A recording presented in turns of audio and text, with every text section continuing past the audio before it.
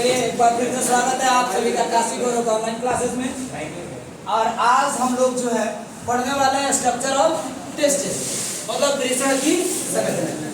पीछे के क्लास में अगर कवर करेंगे तो हमने ये पढ़ा था कि जो वृषण होता है वह स्कोर्टम से घिरा होता है। जो वृषण होता है किससे घिरा होता है? स्कोर्टम। और स्कोर्टम क्या होता है? वृषण के बाहर का जो झोला होता है, जो थैला, उस थैले को हम लोग क्या कहते हैं? स्कोर्टम पर। ठीक है, स्कोर्टम का मतलब होता है वृषण कोश। क्या होता है? तो वृषण कोश के अंदर ध्यान दीजिए बाबू, बात नहीं करना है, ध्यान से समझिए। वृषण कोश के अंदर क्या उपस्थित होता है? वृषण कोश के अंदर क्या उपस्थित होता है? और इसी वृषण को हम कहां से देखने वाले हैं? आंतरिक या इंटरनल भाग को देखने वाले हैं। तो पहले वृषण का संरचना समझेंगे कि जो वृषण होता है वह दो प्रकार के झिल्ली से घिरा होता है। सबसे पहली झिल्ली जो बाहर होती है उसको कहते हैं एपिथीलियम। क्या कहते हैं? और एपिथीलियम जो है यह जो है ये एक प्रकार की विशेष प्रकार की उत्तक है। और इस उत्तक के अंदर जब जाएंगे वृषण के, तो वृषण खुद दो संरचनाओं से घिरा होता है। ठीक है, एक बाहरी परत और एक आंतरिक परत। तो इसकी संरचना को देखने के लिए हम लोग एक फिगर का यूज करते हैं, जो आसानी से हम लोग समझ सकते हैं कि वृषण जो होता है वो किस तरह से घिरा होता है। जो वृषण है वो किस तरह का घिरा हुआ है, ध्यान से देखिएगा, आराम से समझ में आ जाएगा। सेक्सुअल रिप्रोडक्शन है वुमेन का।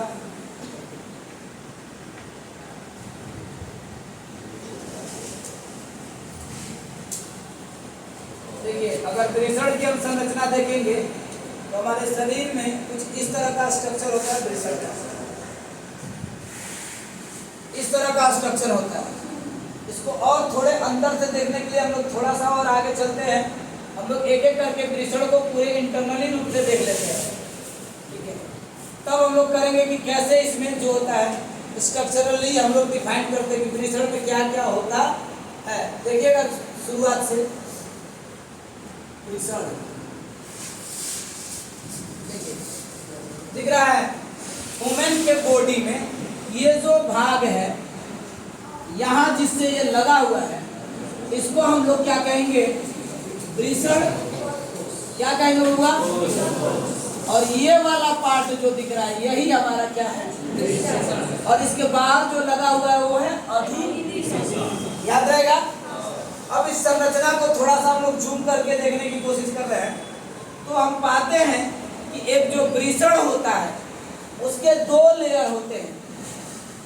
वृषण के कितने लेयर होते हैं? और उस लेयर के अंदर दो लेयर ये हो गए और एक बाहर से घिरा हुआ था। तो वृषण वास्तव में कितने लेयर से घिरा हुआ है? लेकिन बाहर वाला लेयर क्या है? एक ऐसा उत्तक से बना है जो त्वचा से, तो एपिथीलियम उत्तक का बना होता है। अब इसके बाद जब जाएंगे ट्यूनिका एल्बुजिनिया, है ना, ट्यूनिका एल्बुजिनिया का लेयर, और उसके अंदर ये रिंग नुमा संरचना दिख रहा है ना, ये रिंग नुमा संरचना को हम लोग कहते हैं जनन कोशिका। क्या कहते हैं? जनन कोशिका। सेमनीफेरस ट्यूब्यूल माने क्या होगा? जनन कोशिका या जनन नलिका। क्या कहेंगे? जनन नलिका ज्यादा इंपोर्टेंट है। क्या कहेंगे होगा? जनन नलिका। किसको?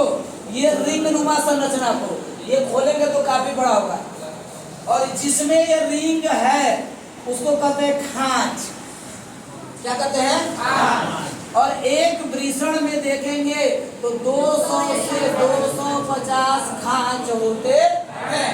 और एक खांच में 1 से 3 जनन नलिकाएं उपस्थित होती है। इस जनन नलिका के बीच में दो प्रकार के कोशिका होते हैं। एक कोशिका जिसका नाम सर्टोली है और दूसरा कोशिका जिसका नाम जो है इनिबिटिन करके है। तो पहला ध्यान से समझिएगा, लेइंग कोशिका भी उसको बोलते हैं। तो पहली कोशिका कौन सी है? सर्टोली। यहाँ से बना स्पर्म, लेकिन वो विकसित नहीं था। उस स्पर्म को पोषण देने का काम इसमें उपस्थित कौन सी कोशिका करेगी? सर्टोली। और ये सर्टोली कोशिका से जैसे ही स्पर्म आगे बढ़ेंगे तो किसके पास पहुंचेंगे? लैंडिंग कोशिका। किसके पास? लैंडिंग कोशिका। इस कोशिका के द्वारा छोड़ा जाएगा हार्मोन, नाम है टेस्टोस्टेरोन। याद रहेगा क्या? सर्टोली कोशिका ने पोषण दिया और लैंडिंग कोशिका ने क्या दिया? हार्मोन। इसके वजह से जनन क्षमता इंप्रूव कर जाता है। और ये यहाँ से लेकर के पहुंचा इस क्षेत्र में, ये अलग क्षेत्र दिख रहा है ना, इसको कहते हैं रेटे ग्लिसर्ड। क्या नाम दिया है? रेटे ग्लिसर्ड। ध्यान से देखिएगा, इसका नाम दिया हमने रेटे ग्लिसर्ड। ये वाला पार्ट जो है रेटे ग्लिसर्ड का है, ठीक है। तो रेटे ग्लिसर्ड में क्या हुआ? सारे शुक्राणु जाके पहुंचे कहां पर? रेटे ग्लिसर्ड के पास, ठीक है। घिरा हुआ जो पार्ट है उसका क्या नाम रखा गया हमने? रेटे ग्लिसर्ड। जो घिरा हुआ पार्ट है ब्लू कलर से दिख रहा है ना, वो है रेटे ग्लिसर्ड। अब रेटे ग्लिसर्ड को ध्यान से देखिएगा, रेटे ग्लिसर्ड से पतली पतली नलिका निकली हुई है। निकली हुई है क्या? रेटे ग्लिसर्ड से जो पतली पतली नलिका निकली हुई है, जो जुड़ती है किससे? अधिवृषण। रेटे ग्लिसर्ड और अधिवृषण के बीच में ये वाला भाग, जिसको हमने क्या नाम दे दिया है?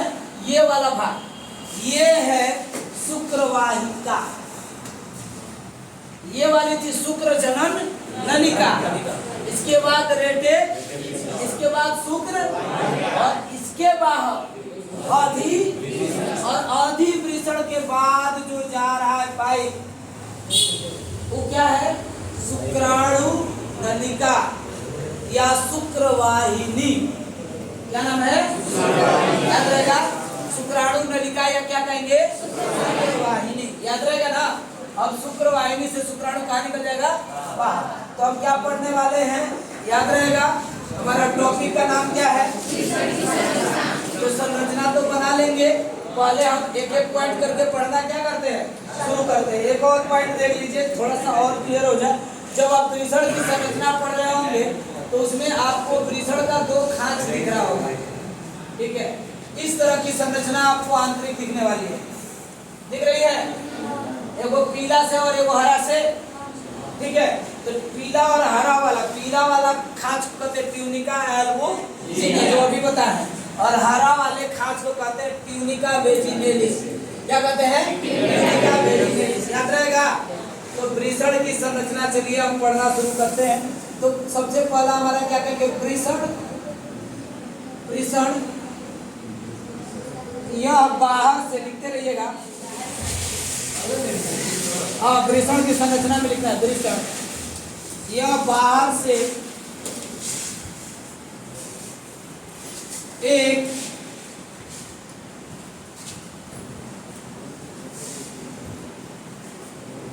एपिथेलियम से बना हुआ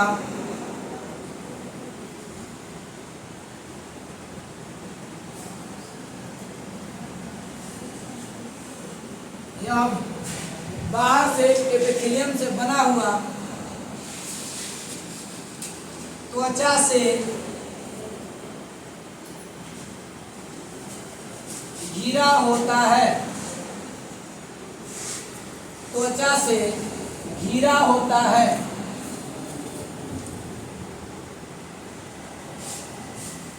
त्वचा से घिरा होता है। हो गया? अगला पॉइंट है वृषण आंतरिक रूप से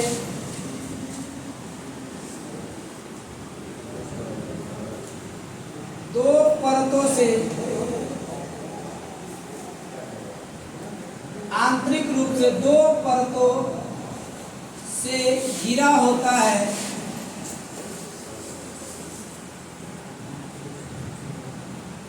घिरा होता है। वृषण आंतरिक रूप से, शांति से देखिए, वृषण आंतरिक रूप से दो परतों से घिरा होता है।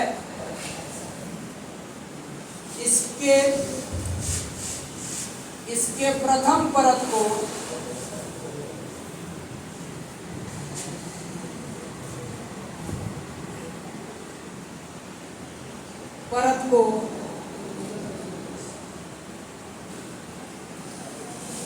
ट्यूनिका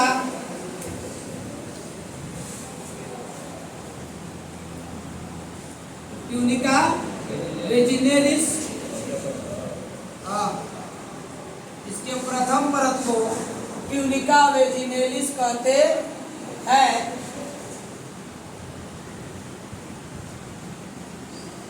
इसके प्रथम परत को ट्यूनिका वेजिनेलिस कहते हैं, जबकि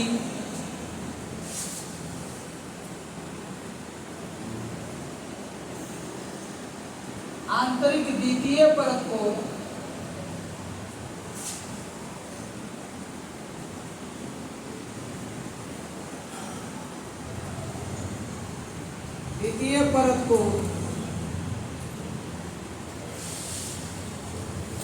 जबकि आंतरिक द्वितीय परत को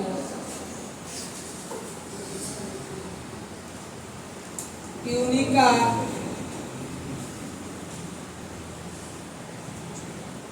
एल्बुजिनिया कहते हैं।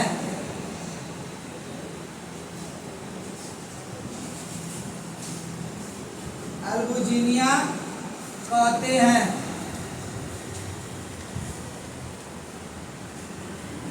ट्यूनिका एल्बुजिनिया कहते हैं। हो गया जी बाबू। दूसरी परत को क्या कहते हैं? यहाँ तक क्लियर रहेगा। नेक्स्ट पॉइंट है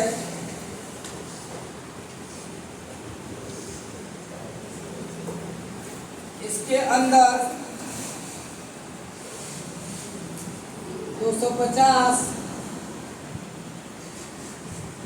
छोटी छोटी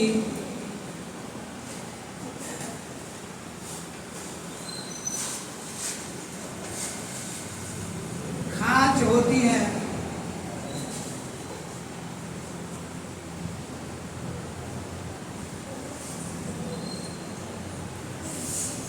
खांच होती है जहां जनन नलिका उपस्थित होता है।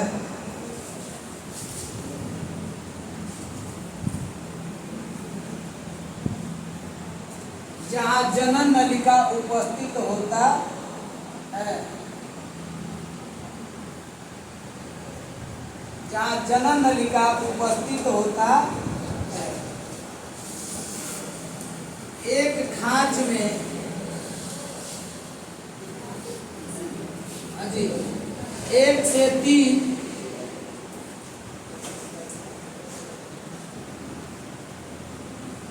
जनन नलिका होते हैं। एक खांच में 1 से 3 जनन नलिका होते हैं। हो गया बुआ?